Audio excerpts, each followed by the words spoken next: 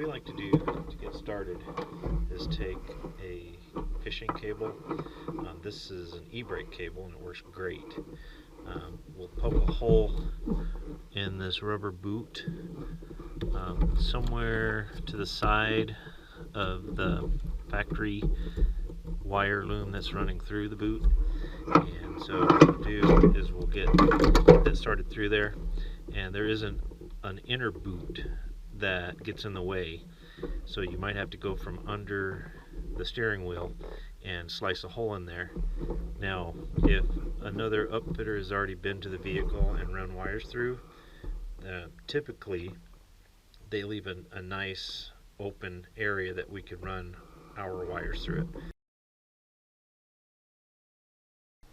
Once you've determined where you want to put your control box, you'll need to run the wires in your console area up under the dash and feed it up to where this cable is. And so what we do is we just take tape, electrical tape, and just tape that up very well so it will stay together as we fish it through the rubber boots. Let us know if you do that and we will get a sticker out to you.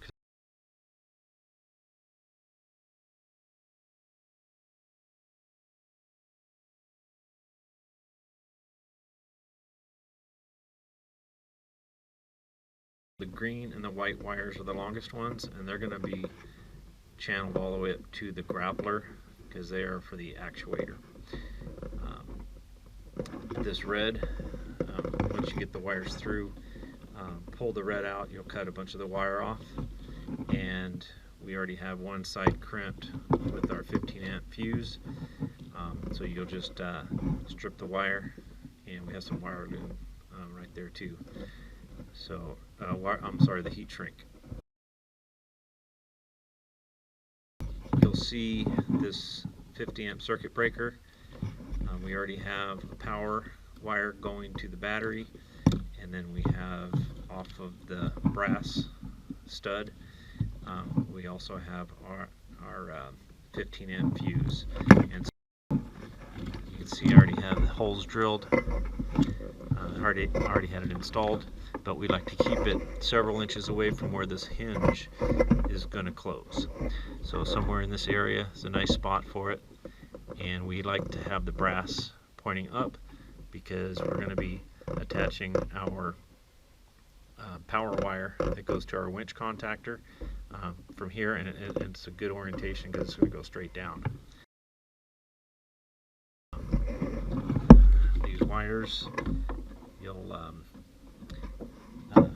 be cutting, you'll pull the, once this one's pulled out early on, you'll pull these three, the blue, yellow, and the black wires out of the loom, and keep the red, the white, and the green in the loom. I had to take the wires off of the post just to be able to install the circuit breaker. Power strand up under there, and we have it coming over to this post. This typically is a free post and usually doesn't have a nut, but one is provided, and it's zip tied to your power wire. This is where we are going to put our 80 amp fuse, and of course we always install the fuse last. Somewhere about the midway point of this box, we like to pull the yellow, blue, and black wire out and just pull them all the way out from the end, and we'll also probably loom part of it with some of the loom we sent. If you loom it up and then tape it all real good, and that way with the white and green wire still in this loom, just tuck it way down in here with these three wires loomed, and you'll cut them to fit in a little bit, but we like to tuck it down in here out of the way. Your winch contactor is going to be pre-wired everything's going to be in place. Your 3 wires, black, blue, and yellow here, are going to have splices on them, so you'll just need to cut those other wires we just pulled out of the loom and crimp them, heat shrink them. These are your winch wires, and these are going to get tucked down below this contactor as we screw this to the sidewall. So just make sure that this winch wire on the left side, it happens to be blue. If you happen to see any of the wire, I'll make sure that's tucked under the winch contactor, and then we just take these plastic wires, or these plastic tubes, and we just push the contactor down and put a couple self-tapping screws in.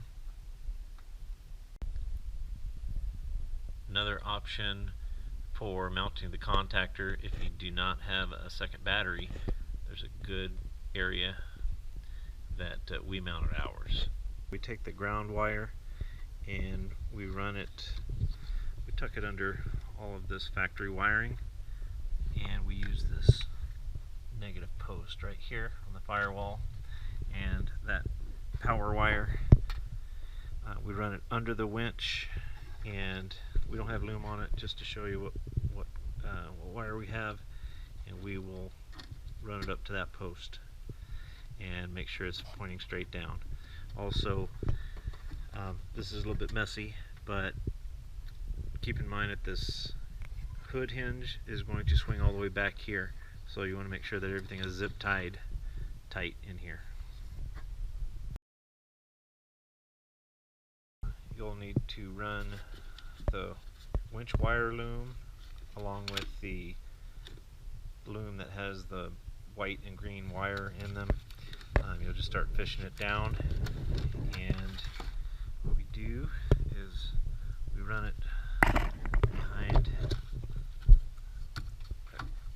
this area, and it feeds out on top of the frame in that area.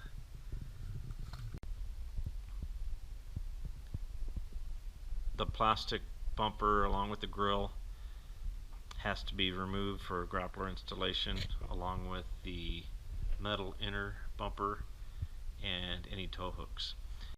Once all of this is removed, it leaves a great access point to run your winch wires along with the actuator wires. It's a great little spot right there. As we're putting our lower brackets on, it's always easiest to get the 2 bolts that are to the left first, and there is only 1 bolt that goes to the right, and it's a pretty snug fit, and we usually have to use a bottle jack to jack the bracket up just to be able to get the 3rd bolt in.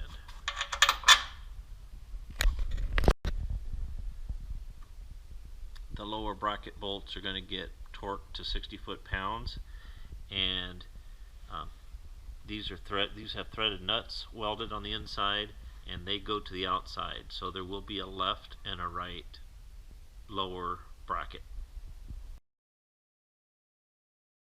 This inner bumper is mounted with 3 bolts on each side, and so it'd be nice to have 2 people doing this job.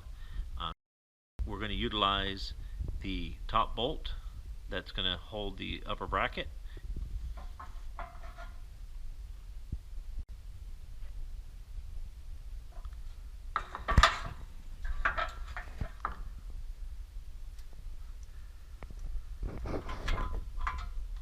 Putting the lower left on the driver's side, putting that bolt in first, generally works better.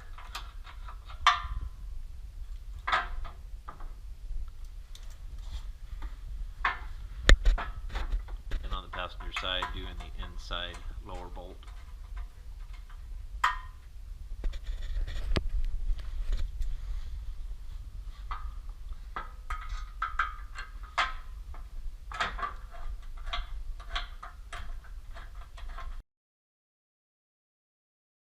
The distance between the lower bracket and the upper bracket in between should be at 7 3/4. So they're generally just a little low.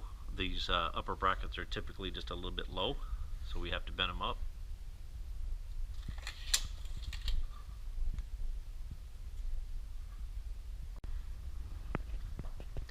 These upper brackets are typically out just a little bit, and so what we want to do is try to get this hole lined up with these lower bracket holes, and you'll see in a minute why we want to kick these in.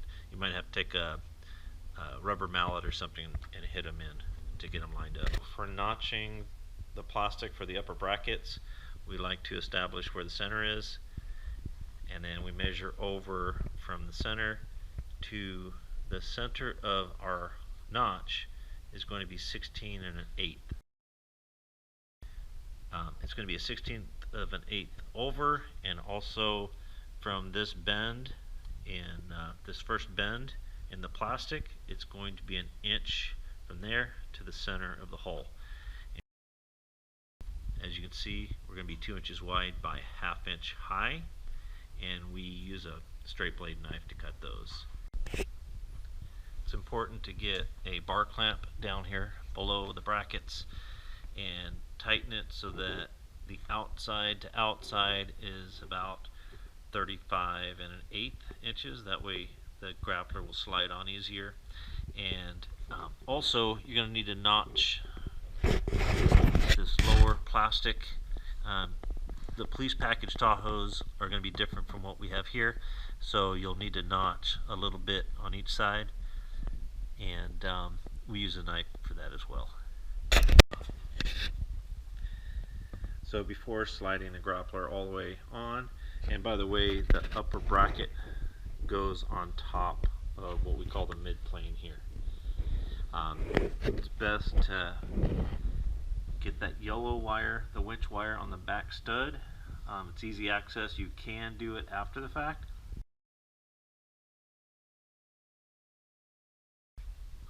Once the 2 bolts are on each side, get them started but not tight.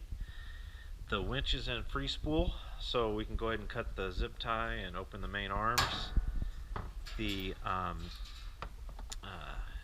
hook washer placement is going to be, as you see right here.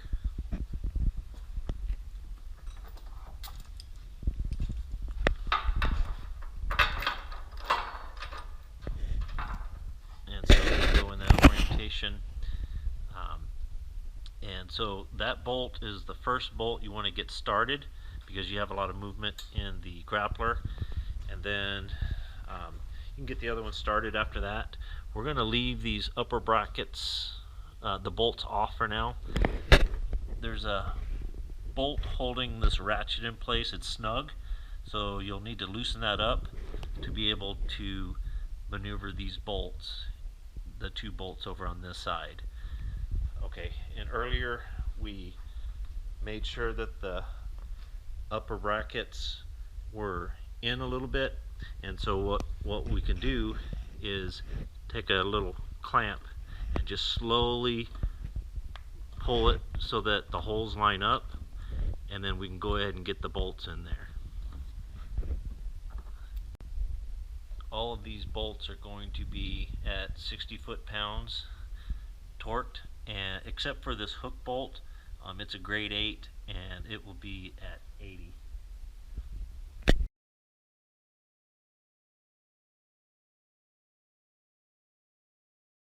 There is an A and a B marked on this plastic, and so the green side goes to A. And then you want to make sure that they click. Right now the winch is in free spool, so we have to lock it.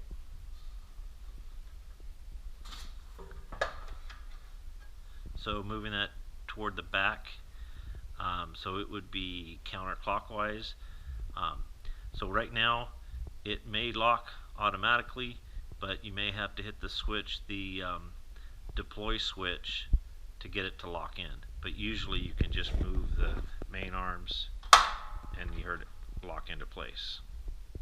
When you have the wires all zip tied, it'll be time to set the height. Now, I would put a pad under these arms on each side because they're going to be set low, and just to prevent the main arms from getting scratched up. There's going to be a supplemental video that shows adjusting the height.